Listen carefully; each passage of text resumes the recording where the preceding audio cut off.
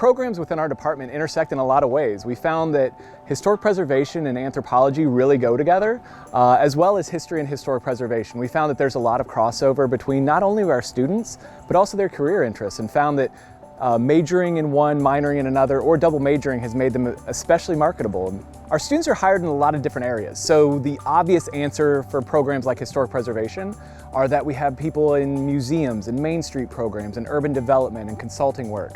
But we also have a lot that work in the states and national parks. Our anthropology students are able to work with law enforcement units and organizations throughout not only the region, but the state and the country as well. A lot of institutions have history programs. A lot of institutions have anthropology programs.